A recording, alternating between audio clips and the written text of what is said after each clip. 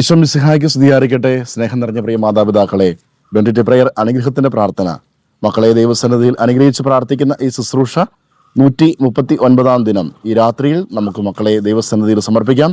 മക്കളുടെ എല്ലാ ആഗ്രഹങ്ങളെയും സ്വപ്നങ്ങളെയും സമർപ്പിച്ച് നമുക്ക് പ്രാർത്ഥിക്കാം. മക്കളുടെ ജീവിതം അനുഗ്രഹപ്രദമായി തീരുവാനും അവരെവിടെയായിരുന്നാലും സുരക്ഷിതരായി നിലകൊള്ളുവാൻ അവരുടെ ശരീരം, മനസ്സ്, ആത്മാവ് അവരെ നിയന്ത്രിക്കുന്ന എല്ലാ കാര്യങ്ങൾ, അവരുടെ പ്രായത്തിന് അതീതമായ കാര്യങ്ങൾ, അവരിൽ സംഭവിച്ചുകൊണ്ടിരിക്കുന്ന എല്ലാ മാറ്റങ്ങളെയും ഈശോയുടെ സൗഹൃദത്തിലേക്ക് കൊടുത്തുകൊണ്ട് വലിയ ഒരു കൃപയും വിമോചനവും സംഭവിക്കുവാൻ, ഏതെങ്കിലും തിന്മകളോ അസ്വസ്ഥകളോ മക്കളുടെ ജീവിതത്തിൽ ഏതെങ്കിലും പ്രണയക്കുരുക്കിലോ ചതിവിലോ അവരായിട്ടുണ്ടെങ്കിൽ അതിൽ നിന്ന് പിന്മാറുവാനും ദൈവഹിതത്തിന് വഴങ്ങി ജീവിക്കുവാനും നേരായ പാതയെ നയിക്കപ്പെടുവാൻ വേണ്ടി നമുക്ക് പ്രാർത്ഥിക്കാം. സങ്കീർത്തനം 18 അധ്യായം 2 വചനം ഇന്ന് ധ്യാനിച്ച് നമുക്ക് പ്രാർത്ഥിക്കാം.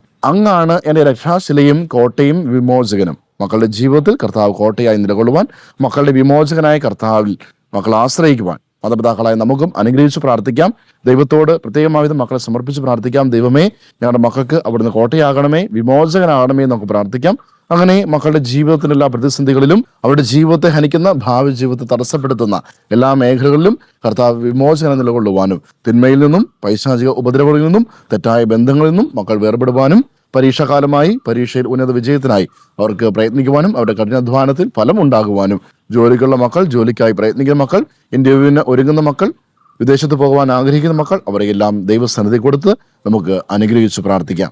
സങ്കീർത്തനം 18:2 അങ്ങാണ് എൻ്റെ രക്ഷാശിലയും കോട്ടയും വിമോചകനും. പ്രിയ മാതാപിതാക്കളെ, ഈ സമയം നമ്മുടെ മക്കളെ ഈശോയുടെ കരങ്ങളിലേക്ക് സമർപ്പിച്ച് അനുഗ്രഹിച്ച് പ്രാർത്ഥിക്കാം. മക്കൾ അടുത്തുണ്ടെങ്കിൽ അവരുടെ ശിരസിൽ കൈവച്ചും, അതിന് സാധിക്കാത്ത പക്ഷം അവരെ മനസ്സിലോർത്ത് അവരുടെ പേര് പറഞ്ഞ് നമുക്ക് പ്രാർത്ഥിക്കാം.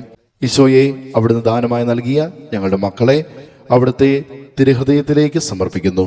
പിതാവിൻ്റെയും പുത്രൻ്റെയും പരിശുദ്ധാത്മാവിൻ്റെയും നാമത്തിൽ അപ്പനായ അമ്മയായ ഞാൻ എൻ്റെ മകനെ, എൻ്റെ മകളെ അനുഗ്രഹിക്കുന്നു. കർത്താവായ ഈശോയെ, ഈ വചനത്തിന്റെ ശക്തിയാൽ ഞങ്ങളുടെ മക്കൾ അവിടുത്തെ രക്ഷാശിലയിൽ ഉറച്ചു നിൽക്കട്ടെ എന്ന് പ്രാർത്ഥിക്കുന്നു. അവിടുത്തെ സ്നേഹപരിപാലനയിൽ എന്നും മക്കൾ കോട്ടയായിരിക്കട്ടെ.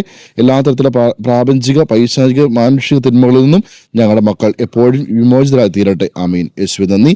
Hallelujah, hallelujah, hallelujah.